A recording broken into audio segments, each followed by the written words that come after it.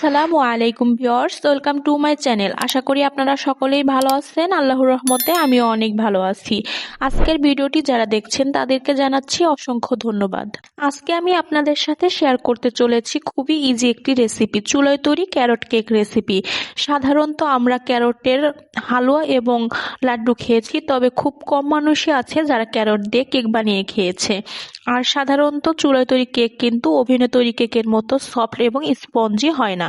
আজকে আমি আপনাদের সাথে এমন একটি টিপস শেয়ার করব যে টিপসটি দ্বারা আপনারা চুলায় তৈরি কেকও স্পঞ্জি এবং সফট রাখতে পারবেন।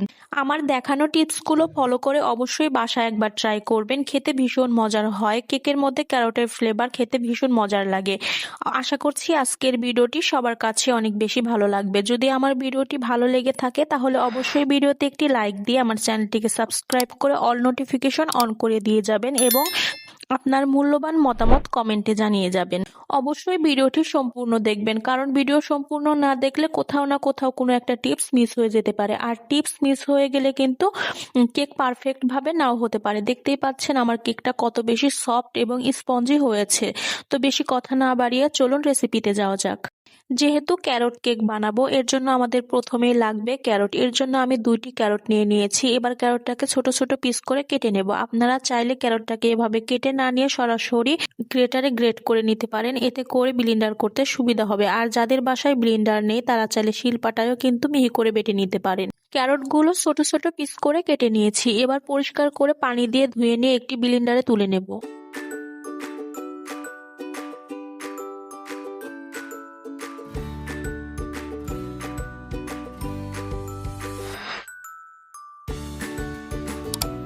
গাজর কুচিগুলো ব্লেন্ডারে তুলে নিয়েছি। এবার দিয়ে দিচ্ছি 1/3 কাপ পরিমাণ দুধ।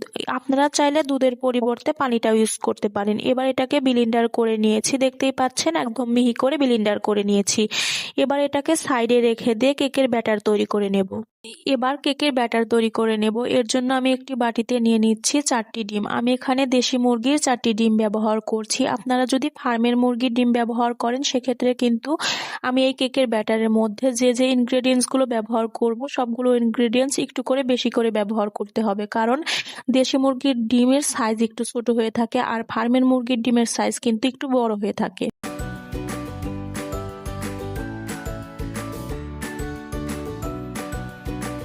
ডিমগুলোকে একটি হ্যান্ড উইক্সের সাহায্যে ভালো করে ফেটিয়ে নিয়ে এর মধ্যে আমি চিনি দিয়ে দিয়েছি। আমি এই কেকের ব্যাটারের মধ্যে 1/3 কাপের 2 কাপ পরিমাণ চিনি ব্যবহার করেছিলাম, তবে আমি সবগুলো চিনি একবারে ব্যবহার না করে প্রথমে 1/3 কাপের 1 কাপ পরিমাণ চিনি দিয়ে ভালো করে মিশিয়ে নিয়ে আমি এর মধ্যে আবারও 1/3 কাপের 1 কাপ পরিমাণ চিনি দিয়ে আবারও ভালো করে মিশিয়ে নেব।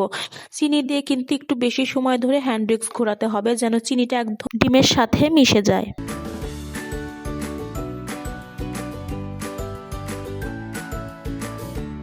চিনি এবং ডিম ভালো করে মিশিয়ে নিয়ে এর মধ্যে দিয়ে দিচ্ছি 1/3 কাপ পরিমাণ তেল। এবার হ্যান্ড উইক্স দিয়ে তেলটাকেও ভালো করে মিশিয়ে নেব।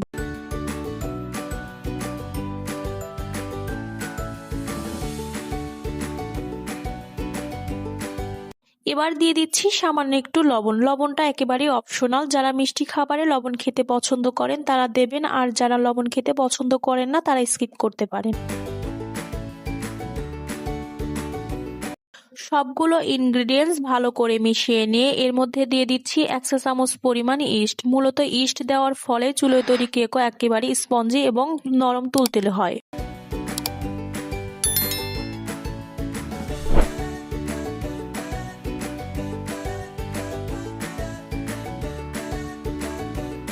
ইস্ট দিয়ে ভালো করে মিশিয়ে নিয়ে এর মধ্যে দিয়ে দেব আগে থেকে ব্লেন্ডার করে রাখা গাজরগুলো। এবার গাজর দিয়ে ভালো করে আবারও হ্যান্ড উইক্স দিয়ে মিশিয়ে নেব।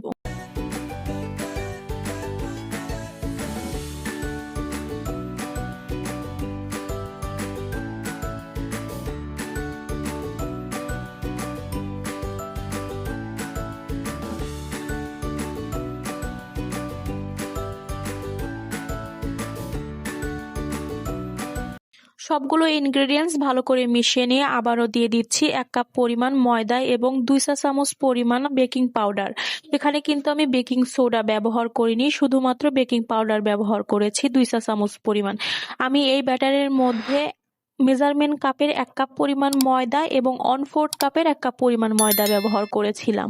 কেকের ব্যাটারে ময়দা দিয়ে মেশানোর সময় কিন্তু অবশ্যই হ্যান্ড উইক্সটাকে একদম ধীরে ধীরে ঘোরাতে হয় এবং একদিকে করে ঘোরাতে হয়, এতে করে কেকটা স্পঞ্জি এবং সফট হয়।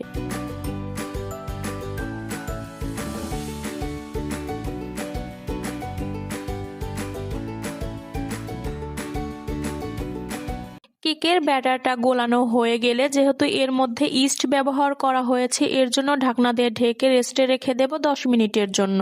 10 মিনিট পরে আবারও ঢাকনা তুলে নিয়ে হ্যান্ড উইক্স দিয়ে আবারও ভালো করে মিশিয়ে নিয়ে একটি মোল্ডে ঢেলে নেব।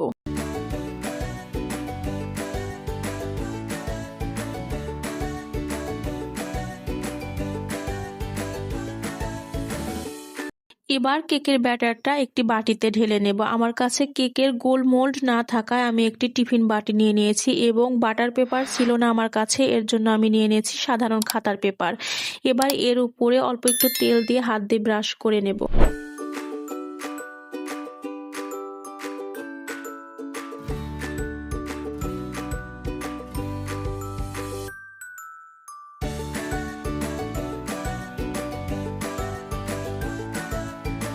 এবার ব্যাটারটা বাটিতে ঢেলে নিচ্ছি, আর অবশ্যই কিন্তু বাটিতে ব্যাটার ঢালার সময় অনেকটা উপর থেকে ঢালবেন, এতে করে বাবলস ক্রিয়েট হবে না।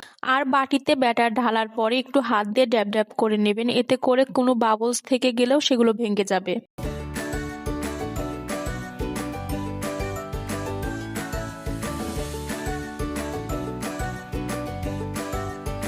এবার কেকটাকে চুলায় বেক করে নেব। এর জন্য আমি একটি প্রেসার কুকার নিয়ে নিয়েছি এবং প্রেসার কুকারের মধ্যে একটি স্ট্যান্ড বসিয়ে স্ট্যান্ডের উপরে বাটিটাকে বসিয়ে দিয়ে একটি কাচের ঢাকনা দিয়ে ঢেকে রেখেছি। আপনারা চুলায় বেক করার সময় অবশ্যই একটি কাচের ঢাকনা দেবেন, এতে করে কাচের ঢাকনার যে ভিতর থেকে সবকিছু দেখা যায় কেকটা কতটা ফুলেছে, এতে করে বারবার ঢাকনা তুলতে হয় না। বারবার ঢাকনা তুলে দেখতে গেলে কেক ভালো হয় না। আর আমি কেকটা এত পরিমাণে দিয়ে দিয়েছিলাম যে কেকটা উপর দিয়ে ফুলে বাটির নিচ দিয়ে বের হয়ে গিয়েছে। আপনারা অবশ্যই অর্ধেক পরিমাণে কেক দেবেন, যতটা পরিমাণে বাটির অর্ধেক পরিমাণে কেকটা দেবেন। আমি একটি চাকু দিয়ে কেকটা দেখে নিচ্ছিলাম কেকটা হয়েছে কিনা, একটু কাঁচা রয়েছে। আমি আবারও ঢাকনা দিয়ে ঢেকে 10 মিনিট মতো রেখেছিলাম। 10 মিনিট পরে আমি একটি চাকু দিয়ে আবারও দেখে নিচ্ছি কেকটা হয়েছে কিনা। এবার কিন্তু চাকুর সাথে কোনো কিছু উঠে আসেনি, তার মানে কেকটা একদম পারফেক্ট ভাবে হয়ে গিয়েছে। এবার আমি এই কেকটাকে ঠান্ডা হওয়ার জন্য রেখে দেব। কেকটাকে ঠান্ডা হওয়ার জন্য রেখে দিয়ে কেকটাকে ডেকোরেশনের জন্য আমি গাজরের জেলি তৈরি করে নেব। এর জন্য আমি 2টা গাজর নিয়ে নিয়েছি। এবার গাজর 2টাকে ভালো করে কুচি কুচি করে কেটে নিয়ে ভালো করে পরিষ্কার করে পানি দিয়ে ধুয়ে ব্লেন্ডার করে নেব।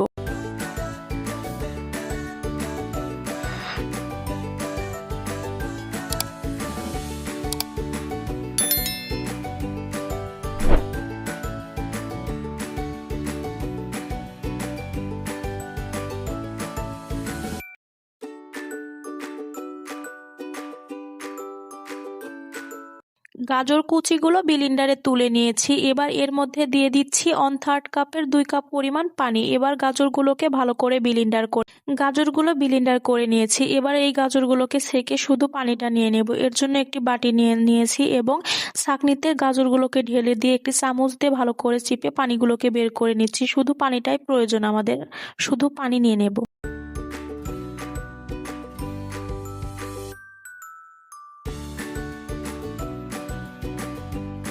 পুরো গাজরের পেস্ট থেকে পানি বের করে নিয়েছি। এবার গাজরের সামান্য একটু পেস্ট এই পানির মধ্যে মিশিয়ে নেব।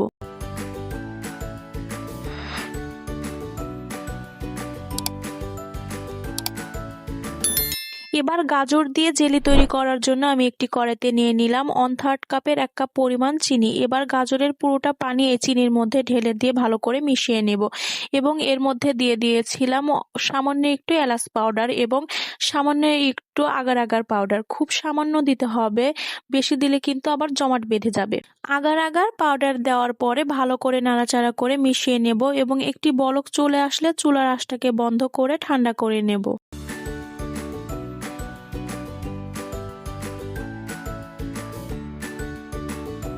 জেলি হয়ে গিয়েছে। এবার চুলার আঁচটাকে বন্ধ করে ঠান্ডা হওয়ার জন্য রেখে দেব আর কেকটাকে আনমোল্ড করে নেব। দেখতেই পাচ্ছেন আমার কেকটা ফুলে একদম উপর থেকে বের হয়ে এসেছে। আপনারা যে মোল্ডে কেক বানাবেন অবশ্যই অর্ধেকটা পরিমাণে ব্যাটার দেবেন। আমি এবার কেকটার সাইড থেকে যে বাড়তি অংশগুলো সুন্দরভাবে চাকু দিয়ে কেটে নিচ্ছি। এবার ছুরি দিয়ে সাইডের অংশটাকে ছাড়িয়ে নিচ্ছি আনমোল্ড করার জন্য।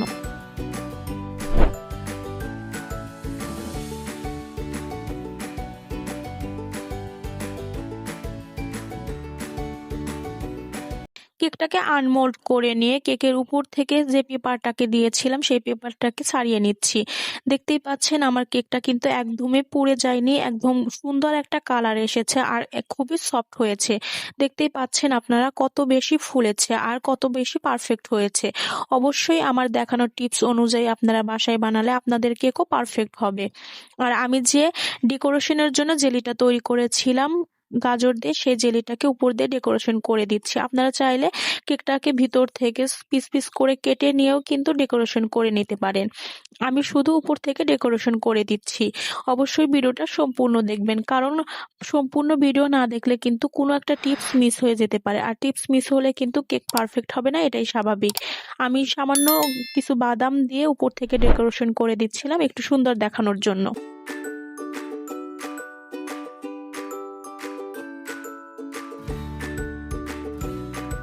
আমি কেকটাকে কেটে আপনাদেরকে দেখিয়ে দিচ্ছি কেকটা কত বেশি পারফেক্ট এবং সফট হয়েছে এবং ভিতর থেকে কতটা সুন্দর কালার এসেছে, দেখেই খাওয়ার ইচ্ছে যাচ্ছে। আর কেকের মধ্যে ক্যারটের ফ্লেভার কিন্তু অসাধারণ, খেতে ভীষণ মজার লাগে।